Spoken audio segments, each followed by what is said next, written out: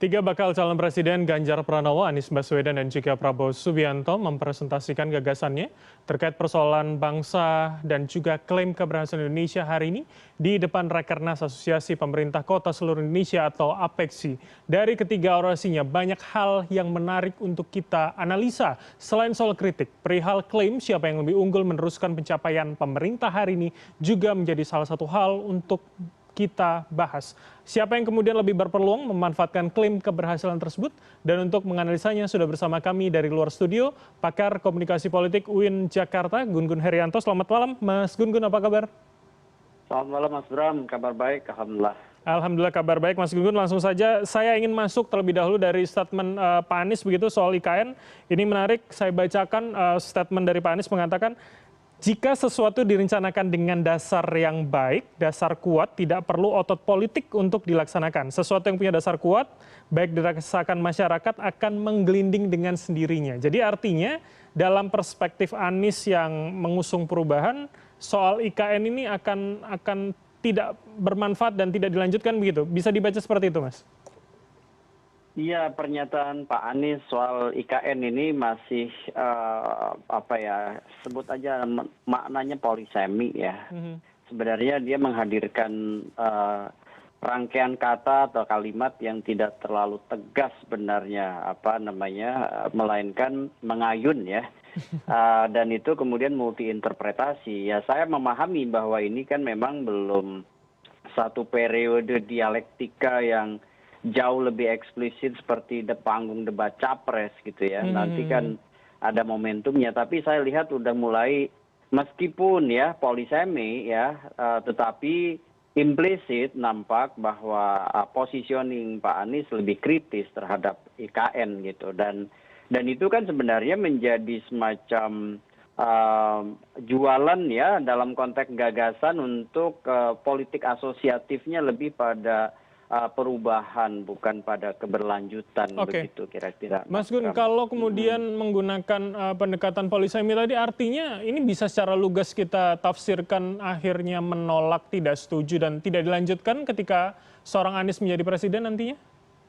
Ya, itu yang kita tidak bisa jumping conclusion ya. Karena saya lihat Anies sendiri masih menggunakan strategi namanya CPM atau Communication of Privacy Management. Jadi itu dalam komunikasi itu ada kekhasan itu tuh ya. Dia mengelola privasi komunikasi dan sepertinya membuka bahwa positioningnya tidak berada dalam arus utama Pak Jokowi, tetapi belum mengeksplisitkan standpoint dia ada di mana, apakah akan melanjutkan atau tidak begitu kalau dia terpilih jadi presiden.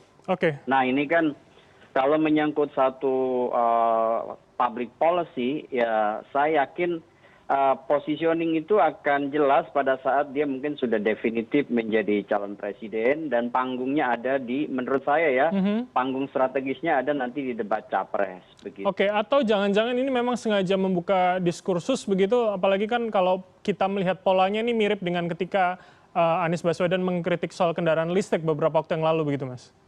Persis, ya ini memang akan semakin banyak, tetapi Pak Anies ini kan orator ya, dia tahu persis bagaimana membungkus etos, patos, logosnya gitu ya, dan saya lihat begini, salah satu gaya khas dari Pak Anies Baswedan itu dalam berkomunikasi, namanya itu gaya the structuring style atau dia keterukuran dalam mengeluarkan diksi, kemudian kerapihan dalam skema berpikir, tetapi hati-hati dalam melakukan serangan, tidak terlalu menohok, tidak terlalu eksplisit, yaitu gaya-gaya khas dari the structuring style yang agak berbeda dengan orang dynamic style seperti Pak Ahok mungkin zaman-zaman itu ya, atau Pak Amin Rais atau Sri Bintang Pamungkas gitu yang dynamic style. Dulu 2014 Pak Prabowo itu juga dynamic style.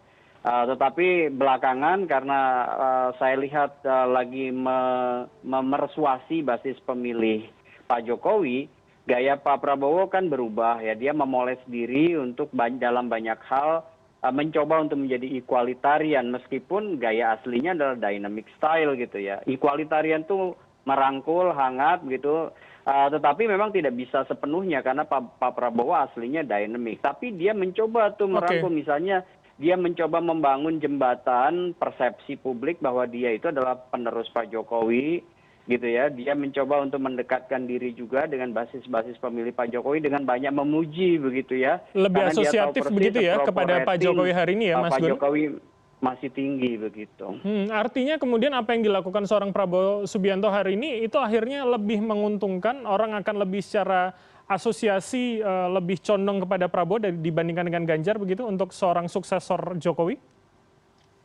Saya lihat begini, ini akan sangat bergantung ya pada posisi terakhir ya politik Pak Jokowi sendiri ya. Apakah misalnya dia tetap mengambangkan sikapnya gitu ya, bandul politiknya kan sekarang ini tidak terlalu tegas jelas mendukung siapa, meskipun orang meraba-raba di satu momentum sepertinya dekat dengan Prabowo dan memberi endorsement, di sisi lain juga dengan Pak Ganjar, artinya dia melihat ada posisi bejana berhubungan nih ya antara basis pemilih dia ya yang akan nanti swing, yang akan nanti mungkin shifting ya, itu akan kemudian diproyeksikan menjadi pendukung siapa. Itu menurut saya akan sangat bergantung pada last minute posisi politik dia akhirnya kemudian lebih tegas, lebih mengarah ke siapa. Tetapi sekarang menurut saya keduanya baik Pak Ganjar maupun Pak Prabowo menikmati ya insentif elektoral ya dari posisi politik Pak Jokowi begitu.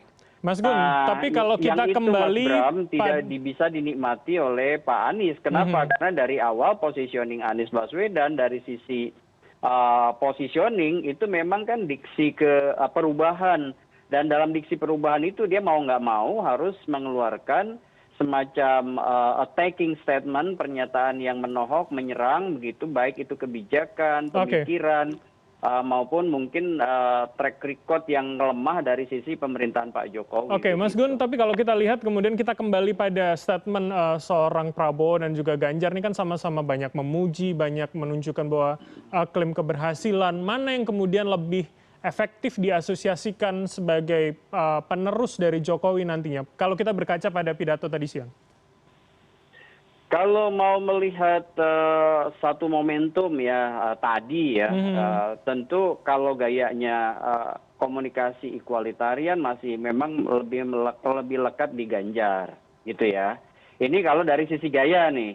Tetapi kalau dari sisi substansi kedekatan dengan ragam ekspresi dan narasi yang disampaikan oleh Prabowo, nampak Pak Prabowo jauh lebih bisa mengedepankan politik asosiatif dia dengan Jokowi.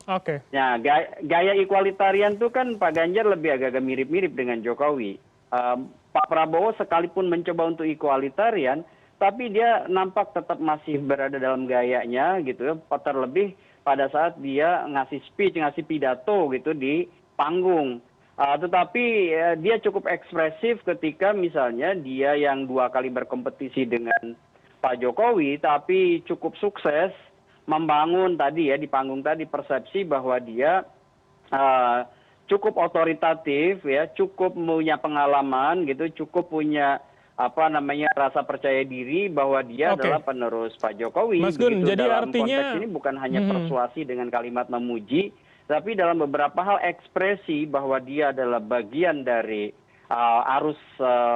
pengarus utamaan pemerintahan Pak Jokowi, itu nampak dia jauh lebih ekspresif. Oke, artinya Ganjar lebih diuntungkan begitu ya, jika kita berkaca pada satu momen tadi siang begitu? Ya, menurut saya ketiganya memang dapat panggung, tapi kalau kita lihat misalnya posisi Ganjar Pranowo dengan Anies nampak lebih rileks ya dari sisi komunikasi politik ya. Ini di panggung depan ya, di front stage, sehingga kemudian insentif persepsi publik yang diraih menurut saya besar ya, terutama misalnya dalam konteks panggung tadi ya. Kita tidak mengeneralisir nih. Kenapa? Karena satu momentum ini kan lebih pada gimmick yang sifatnya temporer aja.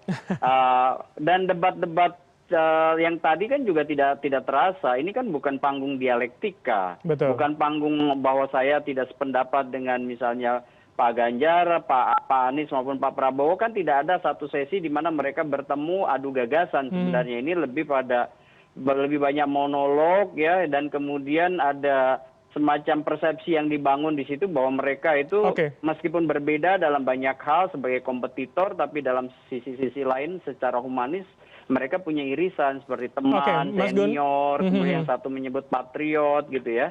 Itu kan diksi-diksi yang sebenarnya saling mengapresiasi, begitu Mas Bram. Oke, Mas Gun, tapi yang menarik adalah ketika kita melihat secara luas begitu ya, ketiga calon ini paling tidak kita kan bisa melihat apa yang disebutkan oleh Mas Anies, Mas Ganjar ini kan skupnya hanya pada kemudian menjadikan keberhasilan di satu provinsi seakan-akan bisa dibawa ke Indonesia. Sedangkan Prabowo Subianto itu lebih rasanya lebih luas begitu, tidak hanya soal pertahanan, tapi soal hilirisasi, soal bagaimana keamanan nelayan menangkap ikan di perairan Indonesia. Apakah ini bisa kita tafsirkan bisa menjadi senjata yang lebih unggul misalkan untuk bahasan yang lebih luas dibandingkan skup yang pernah mereka jalani begitu?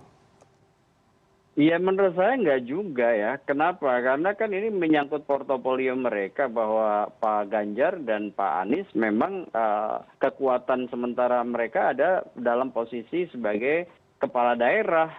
Meskipun Pak Anies pernah menjadi menteri, sementara Pak Prabowo memang bicara leading sektor yang menjadi posisi dia saat ini, begitu ya. Jadi menurut saya sih, apalagi ini kan pertemuannya apeksi ya. Memang skupnya membahas kota dalam konteks ini, kedua orang itu baik Ganjar maupun Anies sudah sesuai menurut saya dengan tema pembangunan kota gitu. Sementara Pak Prabowo memang kan tidak menjadi kepala daerah, sehingga kemudian dia lebih banyak sounding pemikirannya dalam posisi dia sebagai Menhan. Jadi ini bukan satu generalis kemudian satu spesialis mengurus kota sih, tapi ini lebih pada kekuatan masing-masing. Ini yang disebut dengan kalau dalam istilah candidate marketing map gitu ya, peta pemenangan kandidat atau peta marketing pemasaran kandidat, itu yang jelas mereka itu lagi mengeksplor apa yang kemudian menjadi kekuatan mereka sebagai kepala daerah maupun mungkin saat ini dia sebagai menteri, begitu. Oke, Mas Gun, terakhir, kalau begitu bagaimana penilaian kita paling tidak dalam penampilan perdana ketiganya dalam satu momen meski tidak bersamaan begitu? Apa yang kemudian bisa menjadi bahan jualan untuk ketiganya? Apa yang kemudian seharusnya tidak dilakukan di kemudian hari untuk ketiganya? Singkat saja, Mas Gun. Kalau dari sisi kekuatan, menurut saya Pak Prabowo sudah mulai keluar dari gaya lama yang kurang menarik ya, yaitu dynamic. Dia sudah mulai mencoba lebih rileks, meskipun tetap ya gayanya masih ada warna yang kental sebagai orang dynamic. Pak Anies dan Pak Ganjar itu menurut saya jauh lebih punya bahasa tubuh yang komunikatif dalam konteks panggung depan ini. Tetapi dari sisi gagasan, saya terus terang saja tidak mau jumping conclusion, tidak mau penyimpulan yang melompat. Kenapa? Karena tidak cukup ruang untuk menelisik ya keberbedaan mereka ataupun misalnya kekuatan argumentasinya. Kan bagaimanapun kan kekuatan adu gagasan itu pada bangunan argumentasi yang disodorkan begitu. Sementara menurut saya tadi evidence base ya, basis-basis data untuk menguatkan argumennya tidak nampak. Terlalu kuat begitu ya. Karena lebih ya sebut aja ini publisitas politik ya yang tidak dirancang memang untuk adu gagasan. Sebenarnya ini lebih hanya semata-mata bahwa memberi warna. Mereka berbeda tapi juga dalam beberapa hal mereka bersahabat. Jadi tidak cukup untuk mengatakan siapa yang unggul dari sisi gagasan utamanya, terlebih tidak diadu dalam konteks misalnya tidak diverifikasi begitu. Oke, baik. Dan kemudian saling dikonfrontir satu sama lainnya begitu ya. Terima kasih atas waktu dan insight Anda, Mas Gun-Gun Herianto, pakar komunikasi politik UIN Jakarta telah bergabung sama kami. Selamat malam, sehat selalu Mas Gun-Gun. Sehat.